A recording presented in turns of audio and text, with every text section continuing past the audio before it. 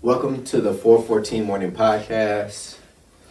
Now that the episode has been released, you guys get the you get the bean pie. You get the bean pie, right? Because I'm pretty sure you guys already understand the Kiss My Podcast already. So we here to deliver, another great episode like bean pie. Right, a nice sweet slice of heaven for y'all. Still tasting on your lips after you hear it through your ears. Bean pie, ladies and gentlemen. They'll be like, what's the sudden increase in sales in bean pies? Right. Is everyone jumping over to Muslim? Like, man, Vonda like about to get crowded. Oh, man. Heaven offer rides, Lord order me a lift. I'm just trying to be in your presence since you blessed me with this gift. All of my friends dead and gone. No time to right their wrongs. Heaven must have. Welcome to the 414 Morning Podcast. I am Kiss My Podcast Armando. I'm Daryl, bringing you that sweet slice of bean pie. Or, that don't sound. No, so. Anyway, we gonna work that out. We gonna work that out. It's still working on it. Right. Alright, so, we all was tuned into the rap battle, Drake, Kendrick. We all tuned into that. Yeah. Everybody have their different opinions on who they think won, who didn't win, about different verses and stuff. Like for me, just a quick overview of it. I believe that Drake made his mistake when he could have went a lot harder in some of those bars and some of those songs that he had. Yeah. But I think Drake's mistake was he just assumed that Kendrick wouldn't be able to put together hit records and still produce a diss track. So I think Drake was like, I'm the hit maker. I could produce better hits than you and still diss you at the same time. So I think Drake was trying to make diss records, but make them into great hits. And he assumed that Kendrick wouldn't do that. He assumed that probably Kendrick would just create just diss records that people probably listen to at that moment and forget about. And then when Kendrick decided to hit him with Not Like Us and the Grams and the other stuff, then he was like, oh shit, like damn, he in my lane now. Yeah. And I think that's when, to me, the battle took its turn. But Kendrick, to me, was smart. Kendrick recorded a whole bunch of records just to say, like, kind of like Eminem and 8 Mile. Like, I know what you about to say about me already. You know what I'm saying? So, like, he recorded tracks already prepared for what Drake was about to say. And then, so as soon as Drake dropped one, Kendrick dropped it. Like, I knew you was about to say this already. Like, I knew it already. So, I feel like the battle in itself, to me, was entertaining, but it lost that fire because they was dropping tracks to me too soon. Right. At a certain point, you were missing it. Like, oh, did you see? Wait, there's another one out already. Yeah, you couldn't catch up. Like it was too soon. Like Drake dropped one. Minutes later, Kendrick dropped one, and then Drake dropped another one. And then Kendrick dropped another one, and then Drake went on tour, and then Kendrick just kept dropping. Yeah, I feel like what it is too is when it comes to like this like rap beef and like song for song. We are in such a ADHD type of like world now, ADD world, where you want that instant gratification. Like you can easily forget something as soon as something else comes out. And I think that was the thing, like the volume and how quickly they were releasing stuff, it gets lost. So I feel like a lot of people, they didn't even hear a lot of the songs because it was just boom, boom, boom, boom. Or you didn't even follow the order that the stuff was released in. Yeah. And then a lot of times, like, diss records or just other records in general that has great lyrics.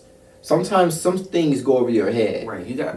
They had to let these like tracks breathe so you can analyze them properly. Yeah, so you be like, oh, that's what he said. That's what he meant. Yeah. And then you let it breathe and you go back to it. Because every time you listen to it, you might get something different. Mm-hmm. You didn't allow that grace period. Yeah. So a lot of things went over the head that was probably missed. That if you go back and listen to it now, you like, oh damn, he snapped. Yeah, because even that whole like push-ups thing with Drake, that drop and give me 50 stuff, that whole like setup and then just like the meaning behind it, a lot of people didn't pick up on that. Yeah.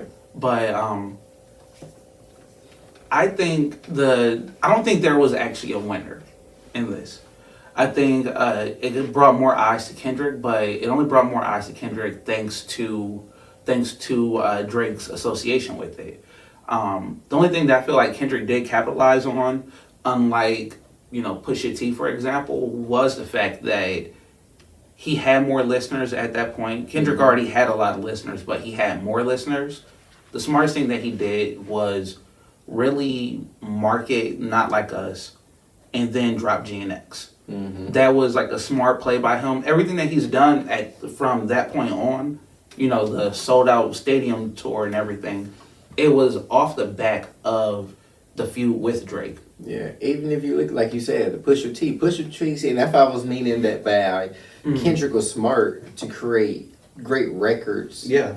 From the disc, and versus saying, I'm not going into this just rapping. Right. I'm gonna go into this rapping, but I'm gonna create great music too. And like you said, well, Pusha T went into this like I'm just about to rap. Right. And how soon did people forget about that rap? Right. Like it was short lived. Mm-hmm. And that's what I mean by like where Drake messed up at, where Drake assumed that Kendrick wouldn't drop great records. Right. But that goes back to a conversation I was having with somebody before when they was asking me like who I think won a battle, and I was just like, if you look at it in a sense, Drake had one of the hardest lines that was so simple when he said, all your number ones, I put it in your hands. And if you look at it, Kendrick, you hear from him and then he goes somewhere in a cave and you don't hear from him for a while. Yeah. Not that Kendrick isn't a great artist, but Kendrick is like, you hear from him and then you don't for a while. And up until that point, you didn't hear from Kendrick at all. Yeah. And then you start to hear from Kendrick when he had that beef with Drake. But that goes back to the hardest, simplest line that Drake said. All y'all number ones, I put in your hands. Because if you look at some of Rick Ross's great number ones, if you look at some of the people that he was beefing with, their number ones or some of the memorable moments of tracks were featured with Drake. Yeah. I wanted to point this out, though. The people, I don't think Kendrick lost the beef. I don't think Drake lost the beef. I think Future lost. I think Rick Ross lost. I think Metro Boomin lost. All those secondary acts. I mean, come on now. Rick Ross was just on Bow Wow's Millennium Tour. And why? You know how, like, that's... Why? He's not even part of that. Right. You dropped in 05, but really, like, he just had all the momentum in the world recently. Same thing with Future. And it's just, those are kind of like the issues. I think a lot of, like, Drake's music now is going to be, like, slow burn, like that Nokia. Like, when I first heard it, I was like, oh, this is stupid. But then it was just like, like, baby girl, let me see you do your dance. Like, it snuck in there. Like, it's an earworm. Just like that, this new song, What Did I Miss? I don't think you're really going to, like, appreciate the song until, much later. But the one thing that Drake recovers from beef incredibly well. Yeah, but even if you look at it, like you said, in the midst of that, Drake, I mean, he had a period where people, thought he lost. So, like, he was dropping stuff, and people were listening to it or giving it the ear that they should because they just assumed that he lost. And then, I mean, both rappers really said some stuff that we both know was fabricated. Drake talking about his wife and kids, and then Kendrick coming out with the pedophile thing. I mean, Drake is a certified lover boy, so a lot of women love him, and I don't know though, because like allegedly, but also like some of the Drake is like that creepy uncle. Yeah. You know where like How old is she? she's developing so nice. Oh, Look right. just like her mama. Damn, let me Her know mama when was you a 18. bad one back then.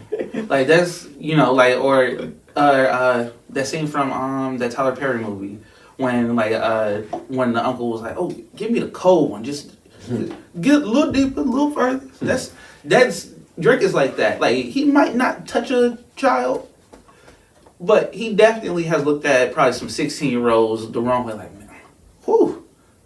I'm gonna just save that girl like number for a minute. Like I circle back, calendar that. Like now reach out. Yeah. He gives off that. Yeah, so some of them, so most of the memorable lines, like you said, was probably fabricated. Or it's probably truth behind it, but there was no actual real proof. Yeah. So both of them in that beef, like you said, I don't think there was a clear cut winner. But to me, when people had this argument with me, they were like, "No, Kendrick destroyed him." I was just like, "Bruh, the fact that he said the number ones, like that, to me, that was just the hardest line, because if you go back and y'all do your research, even Kendrick, Poetic Justice, and some of those other songs, like Drake, even if you look at it right now, like his introduction to the mainstream, Drake put him on his Club Paradise tour. yeah, and then even if you look at now, like the reason why he had that buzz was because of Drake. Now look at it, Kendrick Lamar buzz is dying down now. I don't think he's necessarily dying down, but I think he's at his like a regular level. So he's back to like, surface plateau level. Yeah, because it's like, would we have heard from Kendrick if it wasn't for this beef? Would Kendrick have gotten the Super Bowl halftime show? No, absolutely not. No. Even his best song ever, Not Like Us. Like, so that's what I'm saying. Like, and then while we talking about it, so I had a conversation with someone, and this was a topic that they had brought up. They said, Not Like Us would have still been a hit if it wasn't about Drake. And my argument was, how the hell would it have been a great song without Drake when the song was produced for Drake? The thing is, think about it. Mustard, that beat would have never found Kendrick if it wasn't for that. Like, the song would not be labeled Not Like Us, because who is not like us? You get what I'm saying? Like, he's saying that Drake is not like us. So there would be no Not Like Us if the beef wasn't there. And all the lyrics in the song, especially the one that everybody loved, A minor. Like, because the thing is, in the second verse was solid, but everything came after. Like everything was in that first verse. Like the structure of Not Like Us could have worked, but it's also what was being said in there. That's the thing. Like, how do you're gonna have to restructure the entire song, because it is a diss. It's a diss. So like, how are you going to get around, like the whole, like him calling him like a cultural appropriator? Like it's a whole, like it's too many things that are pointed directly at somebody for you to say that that's still going to be a hit. It wouldn't be. Yeah, because think about it. The original idea of Not Like Us is because they don't think Drake is like us. So it's like, how would he randomly just come up with the idea that somebody's not like us? Right. You get what I'm saying? So that was one of my arguments I had with people. I was like, no, Not Like Us would not be created at all, probably. It probably, maybe he would have found the beat, but it would never been the same song. Yeah. Do you feel like Drake is bulletproof? Or do you think that, like that whole, like the entire like rap beef actually did do some damage? I think for a short period of time it did some damage, where he had to try to probably recreate his image, because he was dropping hits. Yeah. Look at me, he was dropping hits, but remember, it didn't have the same feel behind it or fire behind it because of what happened with that beat. But I think slowly now he's starting to recreate it now. Like, I think right now Drake is really in that bad boy, alpha male villain type of era right now. I think he's embracing that now. I think he's like, you know what, I'm dropping these songs and right now, but now people see me as the bad boy, as the villain. I think now if you listen to his music, it's like he's the victim. Yeah. Like he's the victim. So like every track he come out, everybody gets me. It's 20v1 versus 1, like he said. So and if you look at somebody give me a hug, like, oh yeah, like you see, like that's his approach to it. So I think he's recreating it. I think I like this version of Drake. Yeah, I like it. Don't get me wrong. I like some of the songs when he's singing and pop. I like some of those, but I like this version of Drake. Like Miss Me, like you said, that song, Give Me a Hug. Like I like that version of Drake. yeah. I don't know. I like. For me, I feel like that, and it's weird because like again, like where Rick Ross is now. But I like when like Drake is talking about like that like luxury stuff. Like I feel like nobody does it better than him, Rick Ross, and Jay-Z. When you get to talking to one of my favorite verses by Drake, off of Stay Schemin', the Rick Ross feature. You know, that spaghetti bolognese in the Polo Lounge. Like, and it's like I don't even know what that is, but I know what spaghetti bolognese is, but like the Polo Lounge, what's that? Why are we there? What's going on? Like, it's just like tell her to order the filet, tell them butterfly, she'll love it. What? Like, what's that's just I like the mob. Like, this is real wealth. This is like luxury, and nobody's really like touching this level. Yeah. So it's an experience. Even with like that Chicago freestyle, that whole thing, like that's that Drake lane where it's just like this is real money. This is real life that I'm talking about right now. Yeah. So that's just a quick overview, you know, a review of like what we feel, who won the beef, who didn't win the beef, and then just years later talking about, you know, where both artists are right now. Yeah. But like I said, I think neither Drake nor Kendrick won the beef, but Rick Ross, A$AP Rocky, Future, those guys lost. Yeah. So interesting topic. I remember when I was young. I want to sound like I'm old, but I remember when I was younger. And we had a benefit for our school.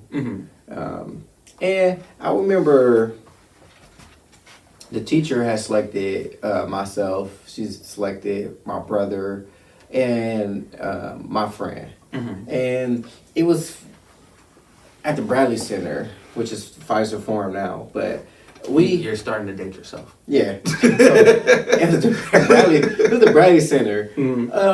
And we went down there, and it was just like a function that they had. And I remember it was George Carl was there. Ooh. Kenny Smith was there.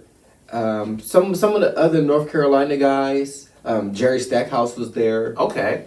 And yeah, so it was for some reason it was North Carolina people there. And then but Jerry Stackhouse, he had a stint with the Bucks, didn't he? Oh yeah, so that's probably why he was there. Yeah, so we go to this function, and I remember me playing basketball. So I remember I'm just looking into the gym and stuff. It's like, man, I wish I had a ball, man. I go in there and just go hoop. And Kenny Smith gave me that look, and the competitive side kicked in and stuff. So I go to the table. I forgot he was even a celebrity at this point, right? Because when he started saying, "Young Blood, you know, you can't," I was like, "How do you walk over to you?" Check out that short, by the way.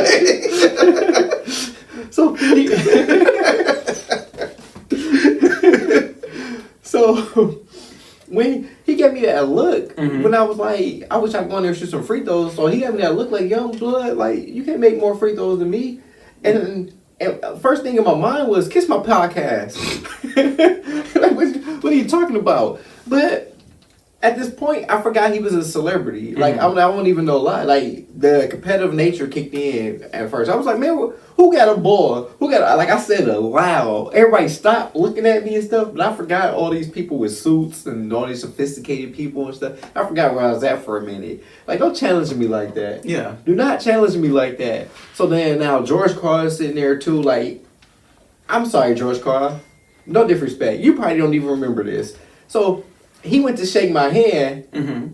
I'm like, I ain't trying to shake your hand right now. What you say, Kenny Smith? Oh, wow. I'm thinking to, like, run his fade right quick. Like, I'm sorry. Like, I'm sorry. I probably missed the opportunity for something. But he, like, you know what I'm saying? Waved off George Carl. Wow. Don't challenge me like that. Like, I'm sorry. But, I mean, I circled back around. I won't lie. So after everything went down, I ended up shaking George Carl hand. I ended up shaking Kenny Smith hand and, you know, Jerry Stackhouse and stuff. So I reintroduced myself. And I had to apologize. Like, I'm sorry. Like, I'm a competitor. Yeah. Like, you don't do that. Like, because all of a sudden my senses just kicked in. It's like, don't do that to me right now. No, because it would have went down on site. And these slacks and these dress shoes. Like, it would have definitely went down. And I knew he wasn't catching up to me because of his knees. I knew it. so I knew it. That's like, oh yeah, bet. But, I mean, low-key, he is cheating because his knees is already bent. So, free throws should be easy. I was going to say, you can't nutmeg them. You know, so I know leg look like a triangle. Like, like you're doing a diamond color. Going up the rock. So his legs look. But he walking like Roscoe and Martin. Nah, that's a Tommy Pickles walk. Yeah, but that was my first time, I want to say, in person live, that close to a celebrity. To make a long story short though, I remember it was my first time ever seeing rare steak. So I've never seen it before. Okay. So we're going around with our plates and stuff, and I'm looking at it, smell delicious, because we've been sitting here listening to people talk all day. It smell delicious. I'm like, oh yeah, I'm about to tear this thing up. I'm gonna bulk it up. Like, I'm sitting there, and then he go to cut into it. And think about it, if it's your first time, you never see. I'm from the hood, people. I'm from the hood, so I'm sorry. So as I got older, you know what? I ventured out. I learned more stuff, right? So, but this is my first time with it. I've never seen anything like it before. Think about it, I'm from the hood. I'm used to Popeye's chicken, KFC, right? I'm used to that type of stuff. Right, but also, if your meat bleeding. Yeah. So he got the cut, and I saw seeing that red. I was like, what the fuck? I was like, is that done? I was like, so he put it on my plate. I got back to him, like, no, sir, I think you need to do this over. Like, you know what I'm saying? So I give him the plate, and then he look at me, I look at him, he look at me, I look at him. I'm like, you don't see this? Like, you don't see this? What's this red stuff, right? So I was like, can you, like, take this back and put it back in the oven? Like, can you do something else to this and stuff? So, and he was a black guy, too. So, and he understood where I was. Yeah. He understood. And then he leaned over to me and say, that's how they like it. I said, not me. Nope, that's okay. I would not like this. So yeah, that was my first time. I didn't eat the steak. I wouldn't know. I wasn't doing with that. Nope. But that was my first time meeting celebrities. I met Michael Jordan before when I played a tournament in Chicago. And Ray Allen. I met Ray Allen before. So, and that was kind of like all in the same year. And then Usher came into town too. And my grandma used to have tickets to this one event. He came there, young Usher. That was the 7 o'clock on the dot. Oh, like yeah, that 16, 18-ish. Yeah, so that was that Usher. So that was my first time meeting a celebrity. Okay.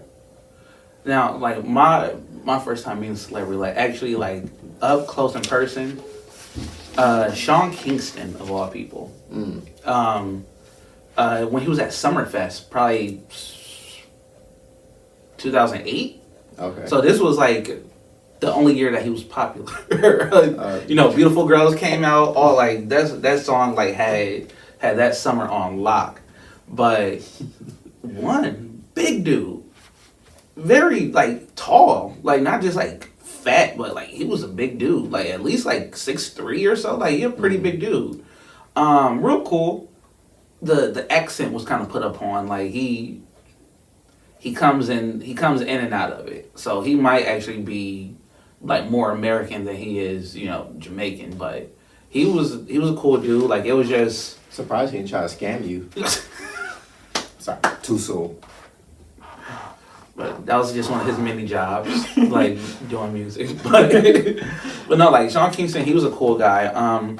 But other than that, Gold's Gym downtown in Milwaukee. Okay. That's where like a lot of like the athletes, when they come here, that's the gym that they go to for the most part. Like or at least if you're gonna like be in that vicinity, the Pfizer Forum, US Cellular Arena, like they're or Panther Arena now. Okay. But that's where they would go is Gold's Gym.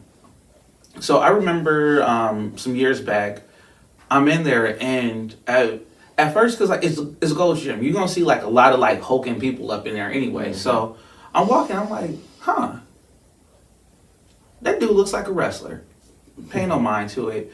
And as I'm like still going up the stairs, I walk clean past Sheamus, and I'm like, oh shit, they are here today. So I'm like, double take like that. That was clearly Sheamus, and he's like, what's going on, fella? I'm like, what's up? So I get up to like cause like Gold's Gym 5 floors. So I get up to the 5th floor. That's where like the like free weights and stuff are. So I see the Usos. Who else was in there? Ryback, he was in there. This how old this was. He was still employed. Just a few other guys, but the main one was Roman Reigns. And I know, like, if people talk about that whole, like, aura thing nowadays, that guy has, like, aura. Like, you felt, like, the air around him. And this is when they were, like, kind of starting to build him up as, like, somebody. But just being, like, around him, it's like, oh, he's him. Like, you felt that. Yeah. So he approaches, like, the Usos. Like, they are related. So he approaches them, and he's like, hey, like, are y'all done with y'all workout? And I was like, oh, no, we got, like, one more set or whatever. And he's like, all right, I'm going to just, like, hang out. We could, like, go grab lunch or something afterwards. I was like, all right, bet, Us. So he, like, because I called my brother. I'm like, so the WWE wrestlers are here. He was like, okay. And I'm like, Roman Reigns, he kind of, like, chilling. He hanging out. Like, he's waiting on, like, some other guys to, like, finish. Like, I want to, like, ask him for, like, an autograph or, like, a picture. And he was like, you know what? You should do it. And I'm like, no, I don't want to bother him. He was like, you said that, like, he was done with his work. I'm like, yeah. So he was like, you're not bothering him. And he was like, and plus, who the hell else is watching wrestling? I'm like, people watch. He's like, not like they used to. So he was like, I bet you if you approach him, he'd just be, like, glad that somebody even, like, recognized him. I'm like, you know what? Yeah. Ain't nobody watching wrestling but me. You right. So after like he got me like hype about it, I then go like I approach him. I'm like, like, hey, like I don't want to like bother you or whatever, but like, would you mind like doing like a picture or like just like signing something or whatever? And he looks up at me. And he like, don't you see I'm working out? Bitch ass nigga, no you not. He posted up against the wall by the sweat towels. I see you waiting on your cousins, but like at that point I'm like I hated him. I hated him because it was like you lame for that. That was lame. Roman Reigns, you old. But no, here's okay. I was about to say, hey. Because like at that time that's when they were trying to make him like a superhero. I'm like he sucks. Okay, he's a horrible person. I was about to say, I'm about to go pull up. Yeah. But, so whenever I would like talk about that and like other people saw like the same thing, like, what about that Roman Reigns dude? Like, he seems cool though. I'm like, nah, he suck. Like, I can't stand him. And then they try to make him a good guy. He's a horrible person. So, fast forward, to like COVID and stuff, and he becomes like, the tribal chief, that was the guy that I saw at the gym.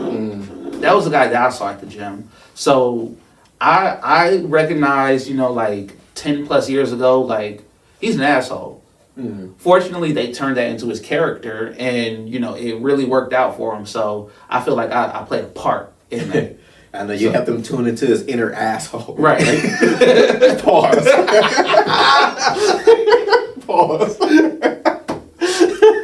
But that was like my like big celebrity interaction. Yeah. But at this point, yes, Roman, I do acknowledge you. Yeah. So you know who tried to aura farm me? Mm-hmm. Leroy Butler. Out of all people.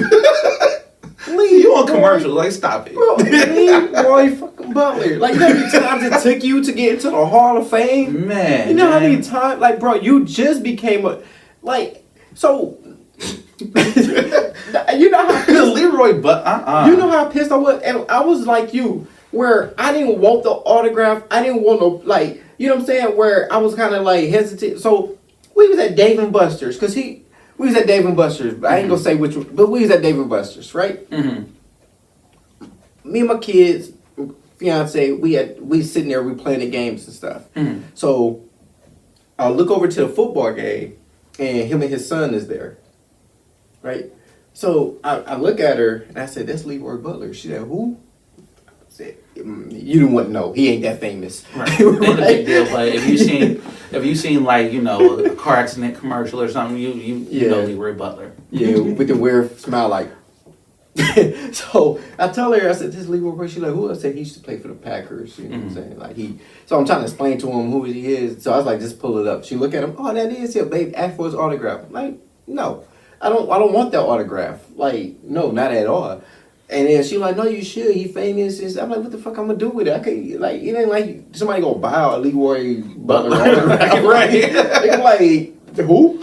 You know, so I'm like, no. I see if it was like Sharp or somebody else, like, didn't know. But yeah, so basically, you know, I'm like, nah, he with his kid and stuff. Just let him be a regular parent, right? I'm pretty sure, like, he want to be just left alone. Like, not everybody, because they're famous and all this stuff. They want to be regular. They sometimes they just want to hang around regular people and do regular things and stuff. And you know, if I go ask for something, then everybody gonna be wondering like, who is this that's signing paper and doing all this other stuff? And this gonna create a big crowd, right? And then plus, like I said, I didn't really care. I don't really care. So, and I'm like, it ain't my first time seeing a celebrity, being around celebrities. I've been seeing famous people for.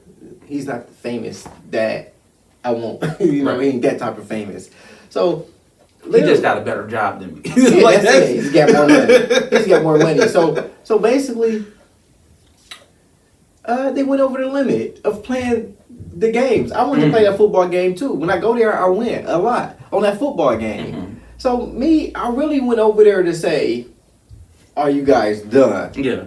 Right? And he turned around and was like, I'm not signing an autograph. I'm like, I didn't want this shit. Like, wow. I didn't want this shit. Like, or he just automatically assumed like I wanted it. I didn't want it. Just caused a whole scene. Guys, Leroy Butler. No autographs, okay? Yeah. I'm with my kid. This is so embarrassing. Leroy Butler. Just yeah. I'm like, nigga, nobody even like you. Right.